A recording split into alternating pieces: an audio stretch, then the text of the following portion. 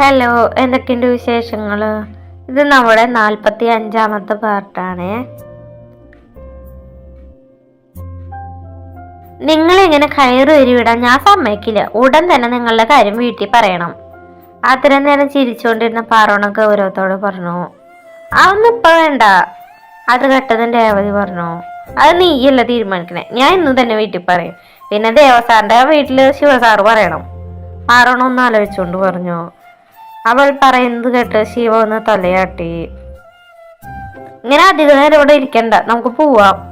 അത് പറഞ്ഞ് ശിവ കുളക്കടവിൽ നിന്ന് എഴുന്നേറ്റു. ഇനി ഇത്രയും സമയമായില്ലേ, അതുകൊണ്ട് ഇനി ഓഫീസിലേക്ക് വരണമെന്നില്ല. നിങ്ങളെ എന്തായാലും വീട്ടിൽ ഡ്രോപ്പ് ചെയ്യാം. ഡ്രൈവ് ചെയ്യുന്നതിനിടയിൽ ശിവ പറഞ്ഞു. ഞാനത് നിന്നോട് പറയാൻ നിൽക്കായിരുന്നു ശിവ. ദേവ അത് പറഞ്ഞു ഒന്ന് പിഞ്ചിരിച്ചു. രേവതിയും ദേവി എന്തൊക്കെയോ പരസ്പരം സംസാരിക്കുന്നുണ്ട്. ശിവ വണ്ടി ഓടിക്കുന്നത് ശ്രദ്ധിക്കുകയാണ്. പാറോണ സീറ്റിൽ തല ചാരി വെച്ച് പുറത്തെ കാഴ്ചകൾ കാണുകയാണ്. ഒപ്പം കാര്യമായ എന്തോ ആലോചനയിലും. രാമച്ചനെ ഒന്നിച്ചിന്ന് കാണണം എന്നുണ്ടായിരുന്നു. ഒരു കണക്കിന് നോക്കിയാൽ ശിവസാർ ഇപ്പോൾ എന്നോട് കുറച്ച് സോഫ്റ്റായി പെരുമാറാൻ കാരണക്കാരൻ രാമച്ചനാണല്ലോ. പക്ഷേ ഞാൻ ഈ ആവശ്യം പറഞ്ഞ ശിവസാറിന് ഇപ്പോൾ ഉള്ളൊരു സോഫ്റ്റ് കോർണർ ഇല്ലാതാവോ? അവൾ സ്വയം ആലോചിച്ചു. ഇതെന്താ ശിവ വീട്ടിലേക്ക്? തങ്ങളുടെ വീട്ടിലേക്കുള്ള വഴിയിലേക്ക് തിരിഞ്ഞതോടെ ദേവ സംശയത്തോടെ ചോദിച്ചു. എനിക്ക് വീട്ടിൽ നിന്ന് 1-2 ഫയൽ എടുക്കാനുണ്ട്. അതെടുത്തിട്ട് തിരിച്ചു പോകുന്ന വഴി ഇവരെ വീട്ടിലാക്കാം. അത് പറഞ്ഞ് ശിവ കാറ് തങ്ങളുടെ വീടിന് മുന്നിൽ നിർത്തി. എന്തായാലും ഇവിടെ വരെ വന്നതല്ലേ, ഇനി എന്തായാലും വീട്ടിൽ കയറിയിട്ട് പോവാം. രണ്ടുപേരും ഇറങ്ങിക്കോ. സീറ്റ് ബെൽറ്റ് അഴിച്ച് കോ ഡ്രൈവർ സീറ്റിൽ നിന്ന് ഇറങ്ങിക്കൊണ്ട് ദേവ് പറഞ്ഞു. അവർ 4 പേരും വീടിനകത്തേക്ക് നടന്നു. അവർ ചെല്ലുമ്പോൾ ഹാളിൽ തന്നെ അമ്മ ഇരിക്കുന്നുണ്ടായിരുന്നു. എന്തോ കാര്യമായ ആലോചനയിലാണ്. ഒപ്പം മുഖത്തെന്തോ ഒരു സങ്കടം നിറഞ്ഞു നിൽക്കുന്നുണ്ട്. അമ്മ! ദേവയുടെ ശബ്ദമാണ് അമ്മയെ ആലോചനയിൽ നിന്നും പുറത്തെത്തിച്ചത്. അമ്മയുടെ മുഖത്ത് പ്രതീക്ഷിക്കാതെ അവിടെ ദേവുവിനെയും പാർവണയും കണ്ടതിന്റെ ആശ്ചര്യമുണ്ടായിരുന്നു. അമ്മ എന്തെങ്ങനെ നോക്കി നിൽക്കണേ? വീട്ടിൽ 2 ഗസ്റ്റുകൾ വന്നിരിക്കണ കണ്ടില്ലേ? അവരോട് ഇരിക്കാൻ പോലും പറയുന്നില്ലല്ലോ. അമ്മയുടെ മുഖത്തെ അമ്പരപ്പ് കണ്ട് ദേവ ചോദിച്ചു. അയ്യോ, പെട്ടെന്ന് കണ്ടപ്പോ മറന്നു. ഇരിക്കും മക്കളെ, ഇന്നെന്താ ഓഫീസില്ലേ? അമ്മ സംശയത്തോടെ ചോദിച്ചു. ഉണ്ടമ്മ. രേവതി അമ്മയുടെ അരികിലേക്ക് വന്നുകൊണ്ട് പറഞ്ഞു. പാറോണ അപ്പോഴും അവിടെ തന്നെ നിൽക്കുമായിരുന്നു. മോളെന്താ അവിടെ തന്നെ നിൽക്കണേ? ഇങ്ങോട്ട് വാ. അമ്മ അടുത്തേക്ക് വിളിച്ചോണ്ട് പറഞ്ഞു. പാറോണ ഒരു പുഞ്ചിരിയോടെ അമ്മയുടെ അരികിലേക്ക് വന്നു. നിങ്ങളിരിക്കി, ഞാൻ കുടിക്കാൻ വല്ലതും എടുത്തിട്ട് വരാം. അത് പറഞ്ഞ് അമ്മ അടുക്കളയിലേക്ക് പോയി. പിന്നാലെ പാറോണയും രേവതിയും പോയിരുന്നു. അമ്മ ഫ്രിഡ്ജിൽ നിന്ന് ഓറഞ്ച് എടുത്ത് ജ്യൂസ് ഉണ്ടാക്കി. പാറോണ തൻ്റെ 2 കൈയിലും ജ്യൂസ് എടുത്തു. രേവതിയും 2 കൈയിലും ഓരോ ജ്യൂസ് എടുത്ത് അമ്മയുടെ ഒപ്പം ഹാളിലേക്ക് നടന്നു. രേവതി തൻ്റെ കയ്യിലെ ജ്യൂസ് ശിവയ്ക്കും ദേവയ്ക്കും നൽകി സോഫയിൽ വന്നിരുന്നു. പാർവണി അവളുടെ അരികിൽ തന്നെ വന്നിരുന്നു. വീട്ടിലെല്ലാവർക്കും സുഖല്ലേ മോളെ? അമ്മ രേവതിയോട് ചോദിച്ചു. അതെ അമ്മ, എല്ലാവർക്കും സുഖാണ്. മോൾക്കൊരു അനിയത്തിയല്ലേ ഉള്ളത്? എന്താ പേര്? രശ്മിന. ഇപ്പൊ നേഴ്സിങ്ങിന് പഠിക്കണു. ഇപ്പൊ ലാസ്റ്റ് ഇയർ ആണ്. പാർവണയുടെ വീട്ടിൽ ആരൊക്കെയുണ്ട്? അമ്മ അവളെ നോക്കി ചോദിക്കുന്നുണ്ട്. പക്ഷെ അവൾ ഏതോ ലോകത്തായതിനാൽ ഒന്നും കേട്ടിരുന്നില്ല. തുമ്പി! അടുത്തിരിക്കുന്ന രേവതി അവളെ തട്ടി വിളിച്ചു. പാർവണ എന്തോ കാര്യമായ ആലോചനയിലാണല്ലോ. ഇത്രയൊക്കെ ചിന്തിക്കാൻ ഈ കുഞ്ഞു തലയിൽ എന്താ മാത്രം ഉള്ളേ? അമ്മ ചിരിയോടെ ചോദിച്ചു.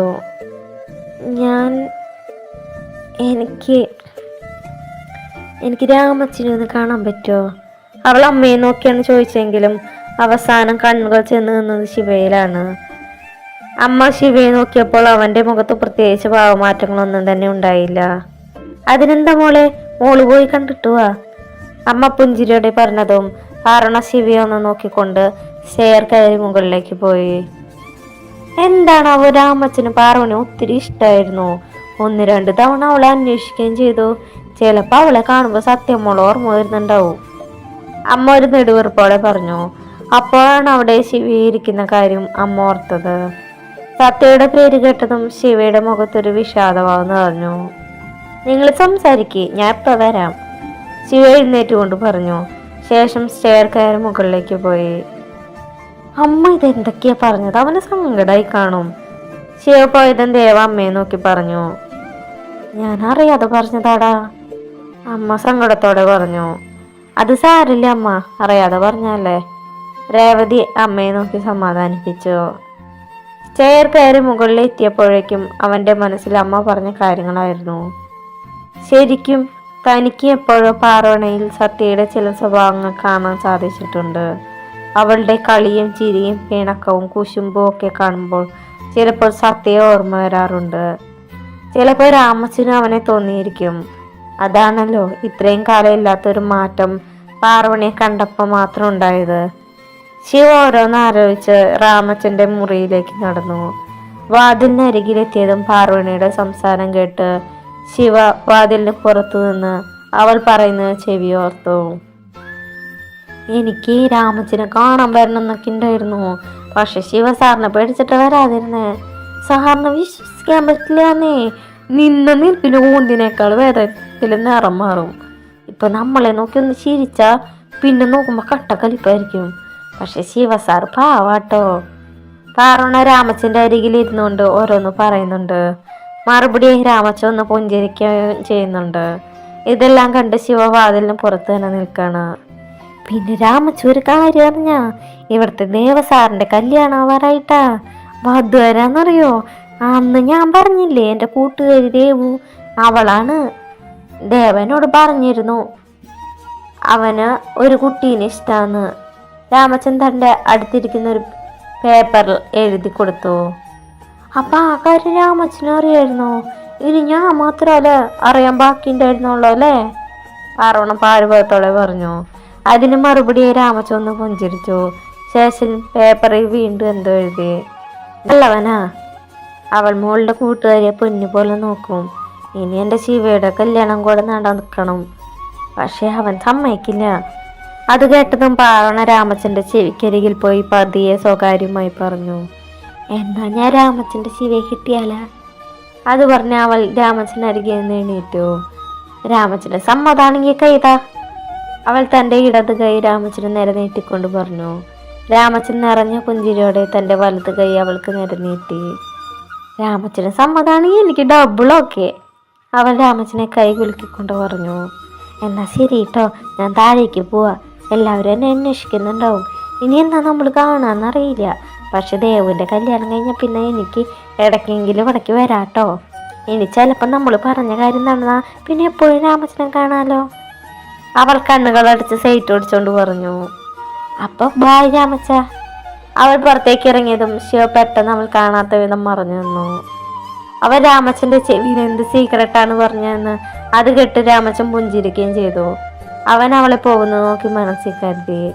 എന്തായാലും രാമച്ചനോട് തന്നെ ചോദിക്കാം. അവൻ മനസ്സിൽ കരുതി അച്ഛൻ്റെ മുറിക്കകത്തേക്ക് നടന്നു. ശിവ വരുന്നത് കണ്ട് രാമച്ചൻ ഒന്ന് പുഞ്ചിരിച്ച ശേഷം എന്തോ പേപ്പറിൽ എഴുതി. നീ എന്തിനാ ഇത്രയും നേരം വാതിലിന്റെ മറവിൽ ഒളിച്ചു നിന്നേ? രാമച്ചൻ എഴുതി ഇത് വായിച്ച് ശിവയുടെ മുഖത്ത് ഒരു വളിച്ച ചിരി ഉണ്ടായിരുന്നു. ഇല്ലല്ലോ രാമച്ച, ഞാനിപ്പോ വന്നേ ഉള്ളൂ. അവൻ ചെലപ്പ് മറച്ചു വെച്ചോണ്ട് പറഞ്ഞു. നീ കള്ളം പറയണ്ട ശിവ, ഞാൻ കണ്ടതാ നീ അവിടെ നിൽക്കണത്. ആണോ? എന്നാ നന്നായി പോയി. ഞാൻ നിങ്ങൾ എന്നെ കുറിച്ച് കുറ്റം പറയുന്നുണ്ടെന്ന് നോക്കാൻ വന്നതാ. അവൻ പിണക്കത്തോടെ പറഞ്ഞു. ഞാൻ വിശ്വസിച്ചു. രാമച്ചൻ എഴുതി. അല്ല, അവളെന്താ രാമച്ചന്റെ ചെവിയിൽ സ്വകാര്യം പറഞ്ഞേ? അവൻ സംശയത്തോടെ ചോദിച്ചു. ആര്? പാർവണയോ? എന്നോടോ? ഇല്ലല്ലോ, അവളൊന്നും പറഞ്ഞില്ല. രാമച്ചൻ വെറുതെ പറയാ, ഞാൻ കണ്ടത് അവൾ എന്തോ ചെവി പറഞ്ഞത്. ശിവ ചെറിയ കുട്ടികളെ പോലെ പറഞ്ഞു. അല്ലെങ്കിൽ ഇപ്പൊ രാമച്ചന് എന്നെയൊന്നും വേണ്ടല്ലോ, ആ പാർവണേനെ മതിയല്ലോ. ശിവയുടെ ഭാവം കണ്ട് രാമച്ചന് ഒരു നിറഞ്ഞ പുഞ്ചിരി നൽകിക്കൊണ്ട് പേപ്പറിൽ എന്തോ എഴുതി. കുറെ കാലത്തിന് ശേഷമാണ് ഞാൻ എൻ്റെ പഴയ ശിവയായി നിന്നെ കാണുന്നത്, അതും പാർവണ കാരണം. അത് കണ്ടതും ശിവ ഒരു വേദന നിറഞ്ഞ പുഞ്ചിരിയോടെ മുറിയിൽ നിന്നും പുറത്തേക്ക് പോയി. നമുക്ക് ഇറങ്ങാം തുമ്പി? രേവതി ചോദിച്ചു. ഇറങ്ങാം, അവൾ ശിവയെ തിരിഞ്ഞുകൊണ്ട് പറഞ്ഞു. അവർ പുറത്തേക്ക് ഇറങ്ങുമ്പോഴേക്കും പാർവണിയുടെ കണ്ണുകൾ ശിവ വരുന്നുണ്ടോ എന്ന് നോക്കുമായിരുന്നു. ശിവ സാർ എവിടെ? മുറ്റത്തേക്ക് ഇറങ്ങിയിട്ട് ശിവയെ കാണാത്തത് കൊണ്ട് പാർവണ ദേവിയോടായി ചോദിച്ചു. അവൻ റൂമിലുണ്ടാവും, ഇന്ന് താഴേക്ക് പ്രതീക്ഷിക്കണ്ട. ചില സമയങ്ങളിൽ അവൻ അങ്ങനെയാ. എന്നാ ഞങ്ങൾ ഇറങ്ങാ. ദേവതയും പാർവണയും കാറിൽ കയറി അമ്മയോട് യാത്ര പറഞ്ഞു. ദേവിയാണ് അവരെ വീട്ടിലേക്ക് ആക്കാനായി പോകുന്നത്. കാറ് മുന്നോട്ട് പോകുന്നതോറും പാർവണ ചുറ്റും ശിവയെ തിരഞ്ഞുകൊണ്ടിരുന്നു. ശേഷം അവൾ സങ്കടത്തോടെ ഗേറ്റ് കടന്നുപോയി. എന്നാൽ ഇതേ സമയം അവളുടെ മുഖത്തെ ഭാവമാറ്റങ്ങളുടെ അർത്ഥം മനസ്സിലാവാതെ ബാൽക്കണിയിൽ ദേവിയുടെ കാർ പോകുന്നത് നോക്കി നിൽക്കായിരുന്നു ശിവ. ആരും ഇങ്ങനെ തിരയണേ? ഇനി ഒരു പക്ഷെ എന്നെയായിരിക്കോ? അതിന് സാധ്യതയില്ല. എന്നെ അന്വേഷിക്കാൻ ഞാൻ അവളുടെ ആരുമല്ലല്ലോ. പാർവണ സീറ്റിൽ തല ചായച്ച് കണ്ണടച്ചിരിക്കാണ്. ഇടയ്ക്ക് കൺകോണിലൂടെ കണ്ണുനീർ ഒഴുകുന്നുണ്ട്. അവൾ അത് ആരും കാണാതെ തുടച്ചു മാറ്റി. ഞാൻ അയാളോട് കാണിക്കുന്ന സ്നേഹം എല്ലാം വേസ്റ്റാണ്. അയാൾക്ക് എന്നെ ഒട്ടും ഇഷ്ടമല്ല. അല്ലെങ്കിൽ ഞങ്ങൾ ഇറങ്ങാൻ നേരം താഴേക്ക് വരുമായിരുന്നല്ലോ. ഇത്രയും മാത്രം എന്താ മുറിയിൽ അയാൾക്ക് ജോലി? അല്ലെങ്കിൽ ഞാൻ അയാളുടെ ആരുമല്ലല്ലോ. അവൾ പരിഭവത്തോടെ കണ്ണടച്ചിരുന്നു. ദേവേട്ടാ, ഇവിടെ കാറ് നിർത്തിക്കോ. ബീച്ചിലെത്തിയതിന് രേവതി പറഞ്ഞു. ഇതെന്താ ഇവിടെ? ദേവ സംശയത്തോടെ ചോദിച്ചു. ഇവിടെ അത്യാവശ്യമായിട്ട് ഒരാളെ കാണാണ്ട്, ദേവേട്ടൻ പൊക്കോ. അത് പറഞ്ഞ രേവതി കാറിൽ നിന്നിറങ്ങി. ഒപ്പം പാർവണയും. ഓക്കെ ബൈ, നിങ്ങൾ വീട്ടിലെത്തിയിട്ട് വിളിക്കി, രേവതിയോട് പറഞ്ഞ് ദേവ കാറുമായി പോയി. നമ്മളെന്തിനാ ദേവ ഇവിടേക്ക് വന്നിരിക്കണേ? ആരെ കാണാനാ? അവൾ സംശയത്തോടെ ചോദിച്ചു. അതൊക്കെ ഞാൻ പറയാം, ഇപ്പം നീ എൻ്റെ കൂടെ വാ. അത് പറഞ്ഞ് പാർവണയെ കൈ പിടിച്ച് രേവതി ബീച്ചിലേക്ക് നടന്നു.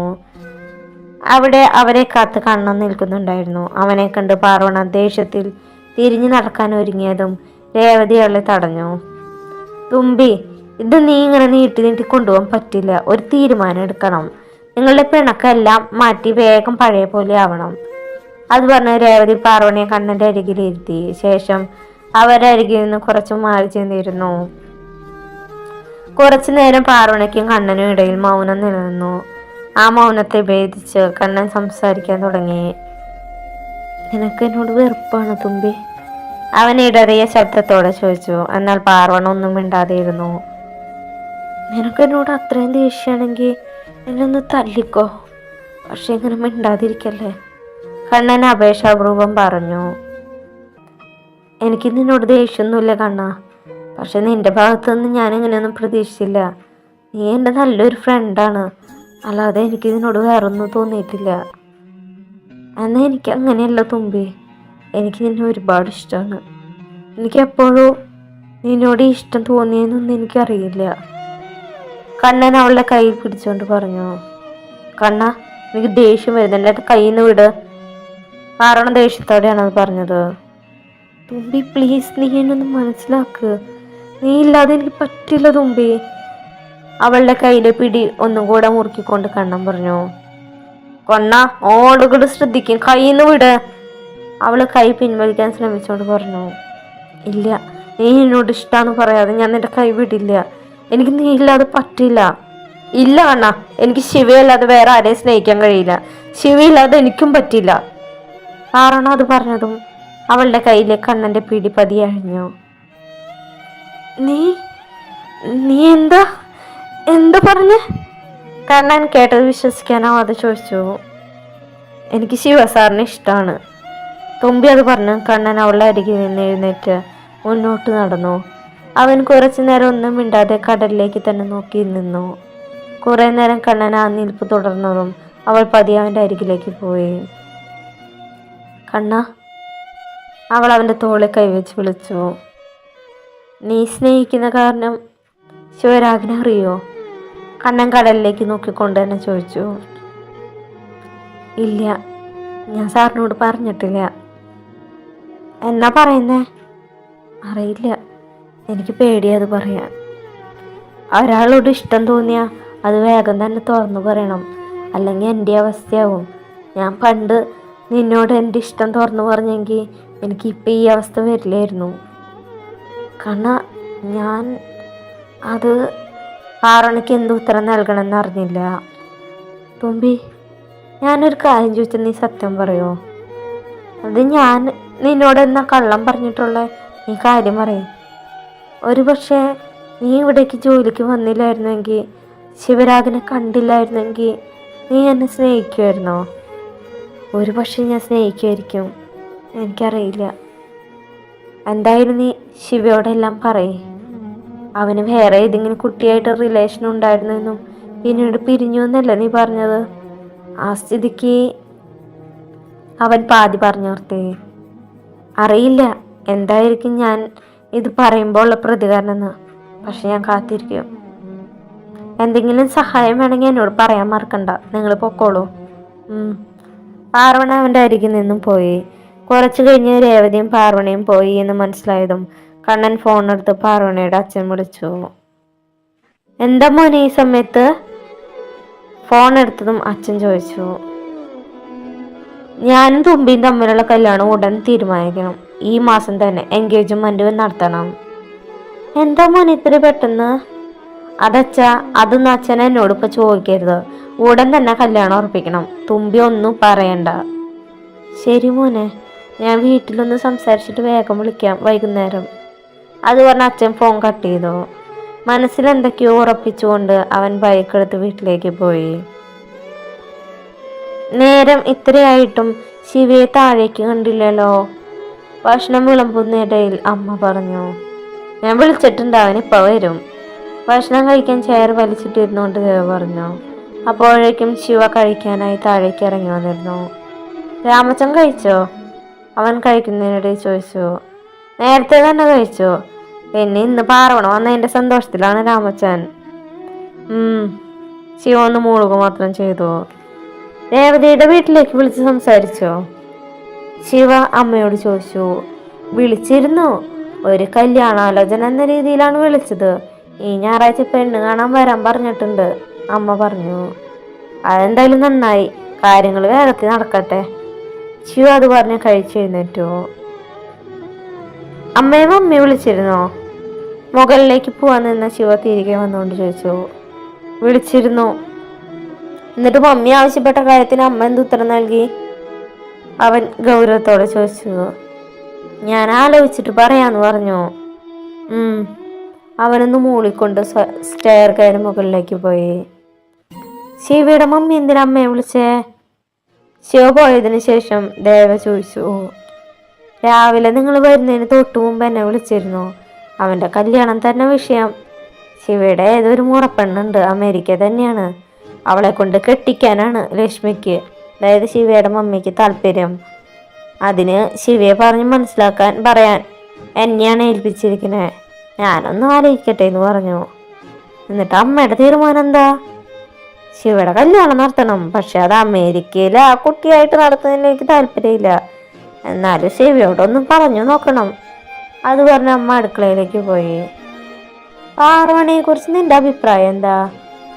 തിരച്ചു നടന്നുകൊണ്ട് അമ്മ ചോദിച്ചു. നല്ല കുട്ടി അമ്മേ, ശിവയ്ക്ക് നന്നായി ചേരൂല്ലേ. പിന്നെ രാമച്ചനും അവളെ നല്ല ഇഷ്ടാ. നമുക്ക് ശിവയ്ക്ക് വേണ്ടി അവളൊന്ന് ആലോചിച്ചാലോ? സത്യം മറന്ന് ശിവ മറ്റൊരാളെ കല്യാണം കഴിക്കുന്നു തോന്നുന്നുണ്ട് അമ്മയ്ക്ക്? ഞാൻ നിർബന്ധിച്ച് എൻ്റെ മുൻ കേൾക്കും, അതെനിക്ക് ഉറപ്പുണ്ട്. അതറിയാവുന്നതുകൊണ്ടാണ് ശിവയുടെ മമ്മി അവനോട് സംസാരിക്കാൻ എന്നെ ഏൽപ്പിച്ചേ. അതിന് പാർവണയുടെ വീട്ടുകാർ സമ്മതം അറിയണ്ടേ? അത് നമുക്ക് ചോദിച്ചു നോക്കാം. പറ്റിയാൽ നിങ്ങൾ രണ്ടുപേരും കല്യാണം ഒരുമിച്ച് നടത്തണമെന്നാണ് എൻ്റെ ആഗ്രഹം. അത് പറഞ്ഞ അമ്മ അടുക്കളയിലേക്ക് തന്നെ തിരിച്ചുപോയി. ദേവ റൂമിലേക്ക് വരുമ്പോൾ ശിവ വർക്കിംഗ് ടേബിളിലിരുന്ന് ലാപ്പിൽ എന്തൊക്കെയോ നോക്കുകയായിരുന്നു. ദേവയെ കണ്ടതും അവൻ വേഗം ലാപ്പ് അടച്ചു വെച്ചു. എന്താ ശിവ നീ ചെയ്തുകൊണ്ടിരുന്നേ? അവൻ്റെ മുഖഭാവം കണ്ട് ദേവ ചോദിച്ചു. ഞാൻ ഓഫീസിലെ ചില കാര്യങ്ങൾ നോക്കുമായിരുന്നു. നീ എന്തിനാ ശിവ നോണ പറയണേ? ഒരാഴ്ച ഇവിടെ ഒന്ന് മാറിയതിനു ശേഷം കമ്പനിയുടെ കാര്യത്തിൽ നിനക്കൊരു ശ്രദ്ധയില്ല. നീ മറ്റെന്തോ കാര്യത്തിന്റെ പിന്നാലെയാണല്ലോ. അത് മാത്രല്ല, കഴിഞ്ഞ ഒരാഴ്ച നീ എവിടേക്കാ പോയേ എന്ന് നീ എത്ര ചോദിച്ചിട്ടും പറയുന്നില്ലല്ലോ. അത് പിന്നെ ദേവാ, നിനക്ക് ചെറിയൊരു സർപ്രൈസ് ഉണ്ട്. സർപ്രൈസോ? എനിക്കോ? എന്ത് സർപ്രൈസ്? ദേവ മനസ്സിലാവാതെ ചോദിച്ചു. അതൊക്കെയുണ്ട്, നിന്റെ മാരേജ് ആയിട്ട് ആ സർപ്രൈസ് കാണിക്കാം, ശിവ ചിരിയോടെ പറഞ്ഞു. തുമ്പി, ദേവേട്ടൻ്റെ അമ്മ വീട്ടില് അച്ഛനെ വിളിച്ചു എന്ന് തോന്നണു. അമ്മ ഇപ്പൊ എന്നെ വിളിച്ചിരുന്നു. ഞായറാഴ്ച ഒരു പെണ്ണ് കാണലുണ്ടെന്ന് എന്നോട് അവിടേക്ക് വരാനും പറഞ്ഞു. എന്തായാലും നന്നായി. അങ്ങനെ എൻ്റെ ദിവസം ഒരു കല്യാണ പെണ്ണാവാൻ പോവാ. അവളുടെ കവിളി പിടിച്ചു വലിച്ചുകൊണ്ട് പറഞ്ഞു, നീ മനസ്സ് വെച്ചാ എൻ്റെ തുമ്പി പെണ്ണിന് ഒരു കല്യാണ പെണ്ണാവാം. അതെങ്ങനെ? കല്യാണ പെണ്ണ് മാത്രം പോരല്ലോ, ഒരു കല്യാണ ചക്കൻ കൂടെ വേണ്ടേ? അതിനൊരാൾ റെഡിയായി നിൽക്കുന്നുണ്ടല്ലോ. രേവതി അവളുടെ തോളിലൂടെ കൈയിട്ടുകൊണ്ട് പറഞ്ഞു. ആര്? അവൾ മനസ്സിലാവാതെ ചോദിച്ചു. കണ്ണൻ എന്ന ആർദ്രവ്. അത് പറഞ്ഞു പാർവണ തൻ്റെ തോളിലോ രേവതിയുടെ കൈ തട്ടി മാറ്റി. നിനക്ക് എന്താടി അവന് ഇഷ്ടപ്പെട്ട? കണ്ണൻ സൂപ്പറല്ലേ, ഓരോത്തിന് നല്ല സ്വഭാവവും. ദേവു വേണ്ട കേട്ടോ, എനിക്ക് ദേഷ്യം വരുന്നുണ്ട്. അയ്യോ വേണ്ട വേണ്ട, സോറി, ഞാൻ വെറുതെ പറഞ്ഞ, എന്നെ ദേഷ്യം പിടിപ്പിക്കാൻ വേണ്ടി പറഞ്ഞ. അപ്പോൾ ഇന്നത്തെ പാർട്ട് കഴിഞ്ഞു. നല്ലൊരു വീഡിയോ ആയിട്ട് നാളെ കാണാം. ബൈ.